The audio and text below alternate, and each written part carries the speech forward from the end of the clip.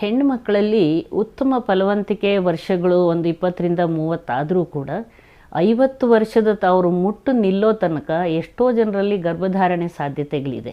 ಅಂದರೆ ಅವರ ಅಂಡಾಶಯದಲ್ಲಿ ಅಂಡಾಣುಗಳು ಎಷ್ಟು ಇದೆ, ಅವರ ನಾವು ಓವರಿಯನ್ ರಿಸರ್ವ್ ಅಂತ ಹೇಳ್ತೀವಿ, ಇದು ಎಷ್ಟಿದೆ, ಅವ್ರಿಗೆ ಬೇರೆ ಇನ್ಯಾವುದೇ ರೀತಿಯ ದೇಹದಲ್ಲಿ ತೊಂದರೆಗಳಿಲ್ವಾ, ಇದನ್ನೆಲ್ಲ ನೋಡಿಕೊಂಡು ನಾವು 40-50 ವರ್ಷದ ತನಕನೂ ಅವ್ರಿಗೆ ಮಕ್ಕಳನ್ನು ಮಾಡಿಕೊಡೋ ಅಂಥ ಸಾಧ್ಯತೆಗಳಿದೆ.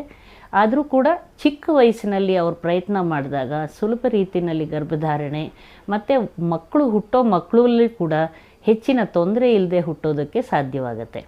ಪುರುಷರಲ್ಲಿ 60, 65, 70 ವರ್ಷದ ತನಕನೂ ಅವರಲ್ಲಿ ವೀರ್ಯಾಣುಗಳು ಉತ್ಪತ್ತಿ ಆಗ್ತಾ ಇರುತ್ತೆ. ಆ ವೀರ್ಯಾಣುಗಳನ್ನು ಬಳಸ್ಬೋದು. ಆದರೆ ವಯಸ್ಸಾಗ್ತಾ ಇದ್ದಂಗೆ ವೀರ್ಯಾಣುಗಳ ಗುಣಮಟ್ಟ ಕಡಿಮೆ ಆಗೋದ್ರಿಂದ ಕೆಲವು ಸಲ ಮಕ್ಕಳಲ್ಲಿ ತೊಂದರೆ ಆಗ್ಬೋದು, ಇತರೆ ತೊಂದರೆಗಳು ಅವ್ರಿಗೆ ಆಗೋದ್ರಿಂದ ಆದಷ್ಟು 40, 45, 50 ವರ್ಷದ ಒಳಗಡೆ ಅವರು ಪ್ರಯತ್ನ ಮಾಡೋದು ಒಳ್ಳೆಯದು ಅಂತ ಹೇಳ್ಬೋದು.